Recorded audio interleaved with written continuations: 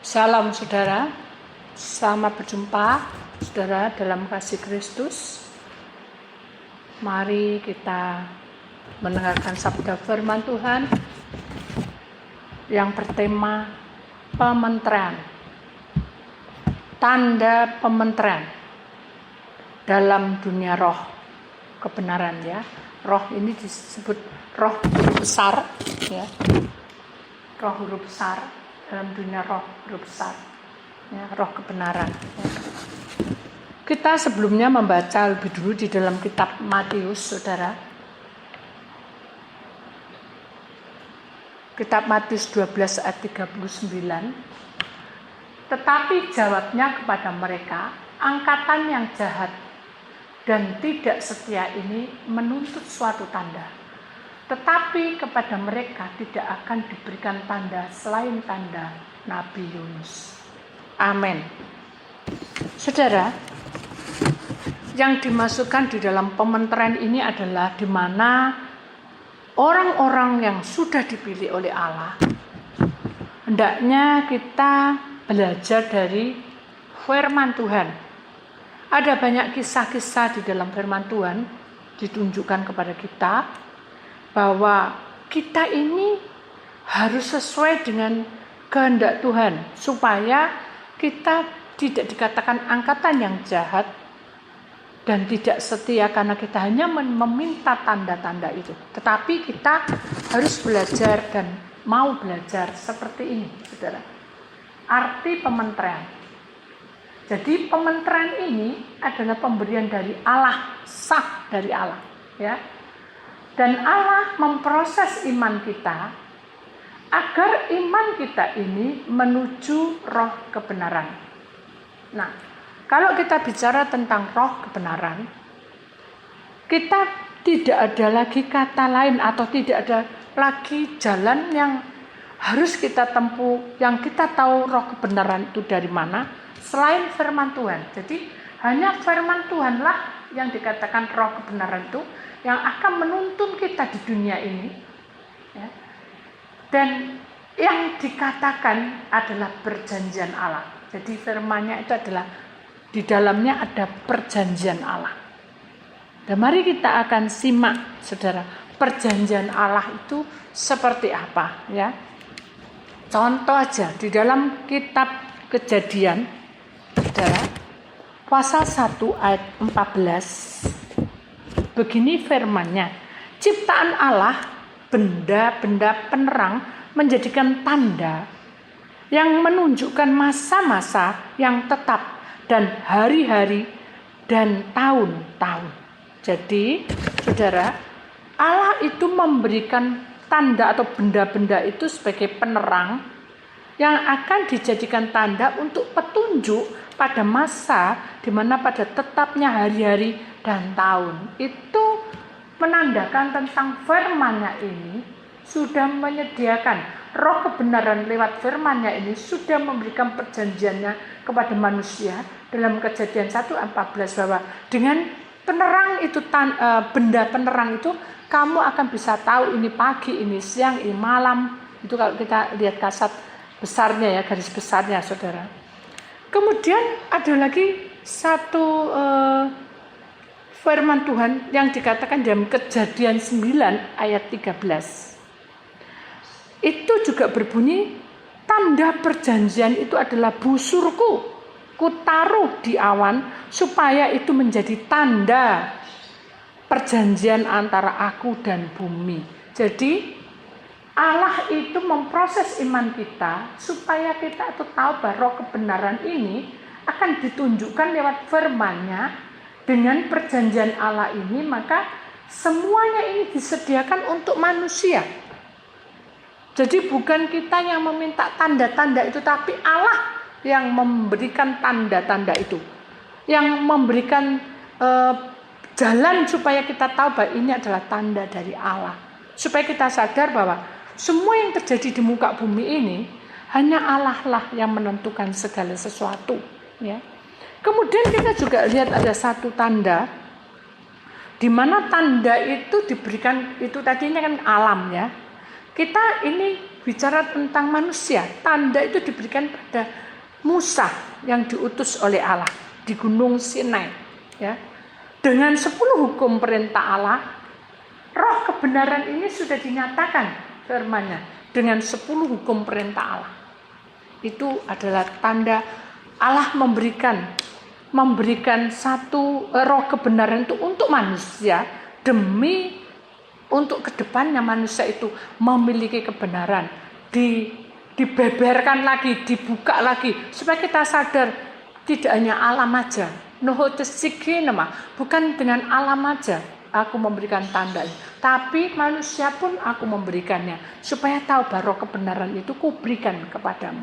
Nah, kita lihat lagi saudara, banyak tanda-tanda, maksudnya banyak roh kebenaran itu sudah menunjukkan kepada kita contoh-contoh di dalam kitab firman Allah. Tanda Raja Hizkia, saudara. 2 Raja pasal 20 ayat yang 9. Ya. Yesaya menjawab, inilah yang akan menjadi tanda bagimu, Nabi Yesaya, saudara, dari Tuhan, bahwa Tuhan akan melakukan apa yang telah dijanjikannya, akan majukan bayang-bayang itu 10 tampak dan lalu akan mundur 10 tapak. Jadi ini menandakan bahwa proses hidup manusia itu bukan ditentukan oleh keadaan. Ya, Hizkia kan posisinya harusnya mati, ya. Karena dia meminta ampun, belas kasih Allah bekerja, maka roh kebenaran ini lewat firman-Nya melewati Nabi Yesaya, maka Hizkia diberi kabar bahwa kamu mintamu seperti ini, aku berikan tanda. Itu Allah memberikan janjinya, kebenarannya. Ada lagi sudah di dalam kitab 1 Yohanes pasal 4 ayat 6. Kami berasal dari Allah. Barang siapa mengenal Allah, ia mendengarkan kami. Barang siapa berasal dari Allah, ia pasti mendengarkannya. Jadi kita akan lihat sini, saudara. Yohanes 1 pasal 4 ayat 6, berasal dari Allah itu harus mengenal Allah dan mendengarkan Allah. Bagaimana cara supaya kita bisa tahu bahwa kita itu mengenalnya dan mendengarkan, supaya tanda pementerian ini diberikan kepada kita, seperti kisah-kisah di dalam firman Tuhan yang sudah diberikan tanda kepada kita atau kepada manusia atau kepada alam.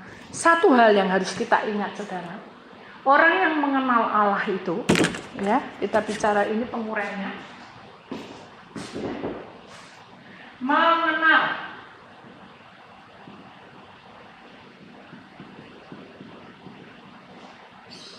orang yang mengenal Allah itu dalam proses hidupnya harus memiliki tanda dalam hidupnya, yaitu tubuh roh jiwanya siap dipakai.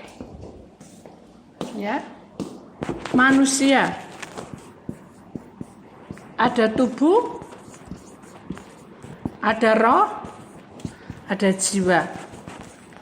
Ini harus siap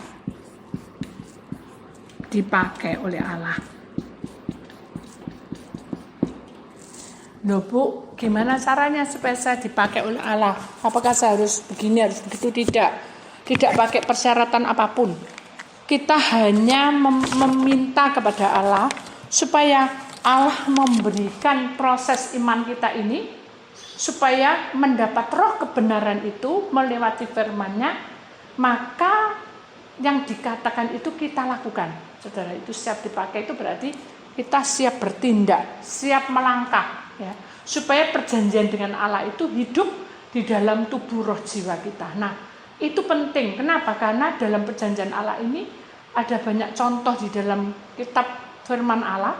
Kalau semua alam dan orang-orang pilihannya dipakai oleh Allah, ya, dan betul-betul diberkati dengan perjanjiannya, mengapa kita tidak bisa? Tubuh roh jiwa kita pasti kita akan bisa menerima sama seperti pada waktu zamannya Musa, zamannya Hizkia, dan banyak sekali contoh-contoh di dalam firman Tuhan. Jadi yang terpenting adalah dalam kehidupan kita ini, kita harus betul-betul, saudara, siap untuk dipakai.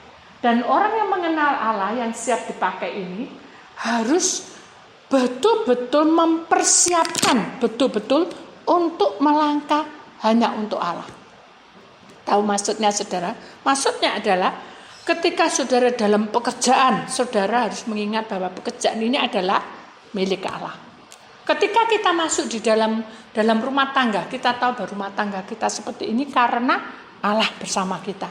Jadi Allah itu satu-satunya pedoman dalam hidup orang itu, manusia, bahwa ini semua karena Allah. Ini semua karena Tuhan yang menentukannya. Jadi kalau kita punya pemikiran itu, maka pengenalan Allah ini akan semakin jelas, semakin peka. Itu yang Tuhan mau. Kemudian mendengarkan. Mendengarkan. Apa ini, Bu? Mendengarkan. Apakah kita berdoa terus kita mendengar gitu suara Tuhan? Bukan. Orang yang mendengarkan itu adalah orang yang selalu peka, ya, orang yang selalu peka. Jadi kita harus tahu manusia ini harus peka. Ya. Peka tubuhnya, peka rohnya, peka jiwanya. Loh, ya apa cara Ibu?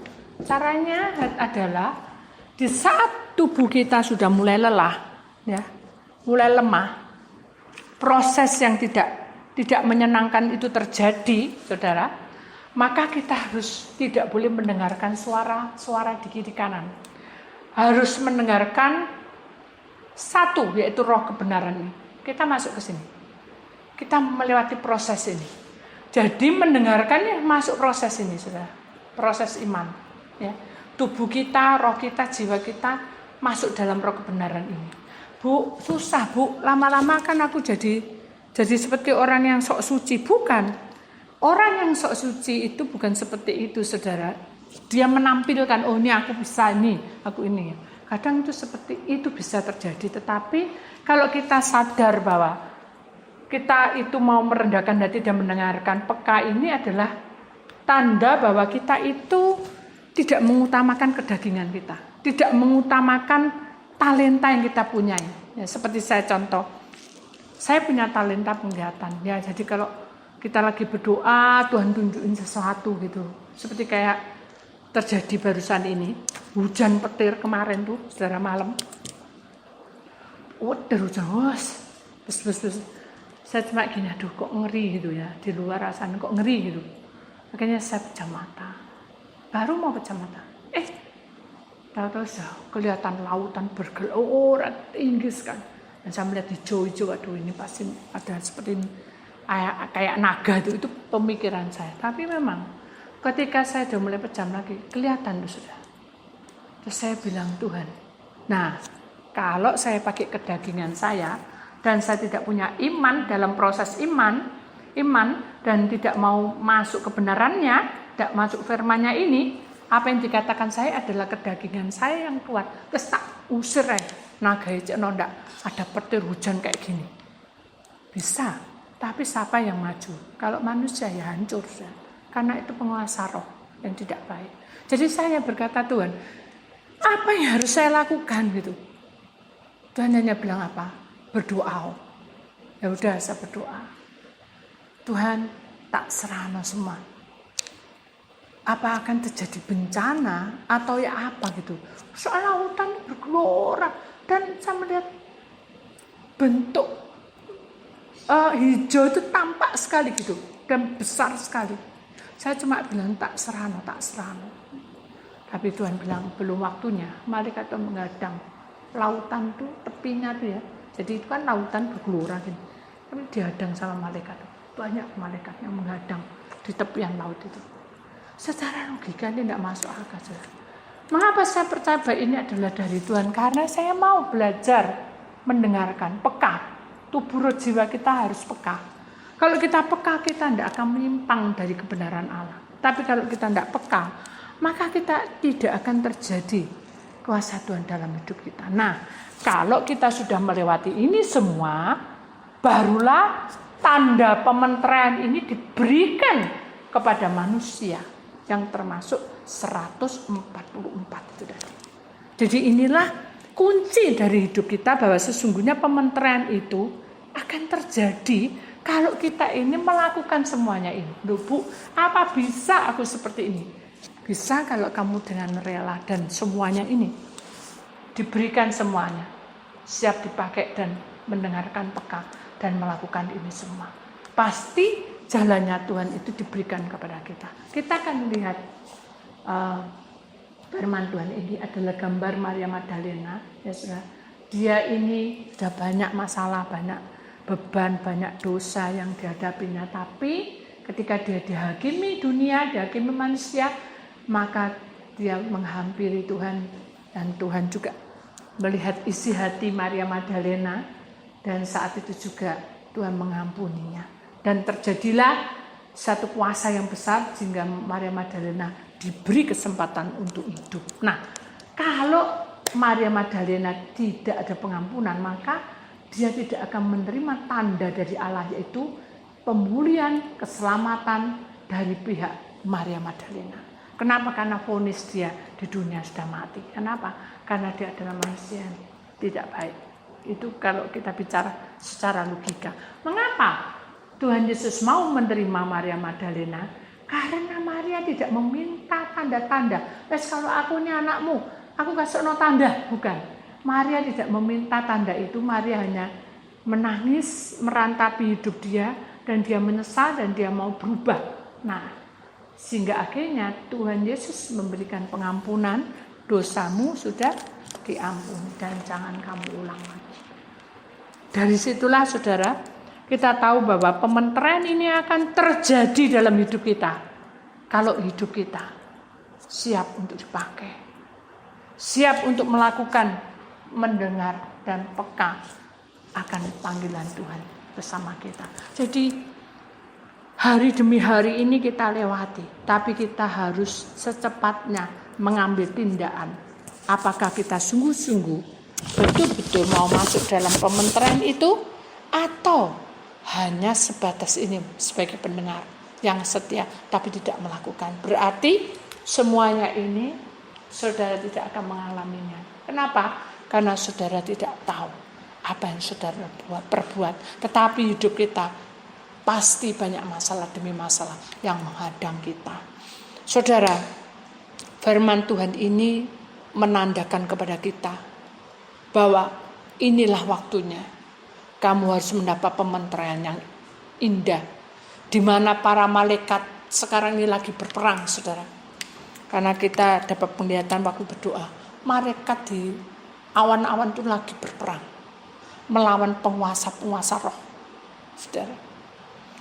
Sehingga pertahanan ini bukan kalah menang, tergantung dari manusia.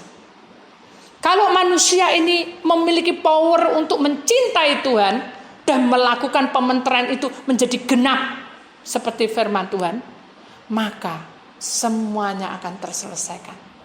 Bahwa kemenangan ini pasti ada di pihak kebenaran. Jadi itulah yang Tuhan mau, supaya pementerian ini tidak sia-sia. Tanda pementerian ini perlu, saudara, karena inilah suatu jalan untuk menempuh masa depan kita. Karena kita tidak tahu bagaimana kelanjutan hidup kita. Kita tidak tahu nanti 3 atau 4 tahun yang akan datang. Bahkan mungkin kita tidak tahu kejadian apa hari ini dan untuk besok atau lusanya. Tapi kita tahu bahwa Tuhan sudah mempersiapkan kita untuk mendapat tanda pementerian itu di atas hidup kita. Kenapa? Karena tanda pementerian itu tidak hanya di dai tok, saudara. Tidak. Tapi tanda pementeriannya adalah seluruh hidup kita. Tubuh kita, roh kita, jiwa kita dibentuk oleh Allah. Sehingga dalam perjalanan kita ini siap untuk menjadi miliknya. Dan itulah tanda-tanda yang diberikan kepada kita. Supaya kita sadar bahwa inilah waktunya. Kita harus mengambil sikap yang benar seperti Tuhan mau. Itulah saudara renungan atau firman Tuhan pada hari ini. Kita lihat gambar yang ketiga. Bahwa sebenarnya jalan kehidupan kita ini adalah jalan yang dimana Tuhan sudah tentukan dalam hidup kita. Supaya kita sadar. Lihat saudara, tangan Tuhan tidak pernah melepaskan kita. Selama kita menjadi miliknya, Dia akan menggenggam hidup kita sampai Maranatha datang. Bahkan Tuhan memberikan tanda salib buat kita semua. Bahwa inilah peperangan sudah dimulai. Mari saudara, kita kuat bersama Dia. Kita minta tanda-tanda pementeran itu dari Dia. Karena hanya Allah yang bisa mendapat pementeran itu dalam hidup kita. Itulah yang Tuhan berikan kepada kita semua. Tuhan memberkati saudara semua.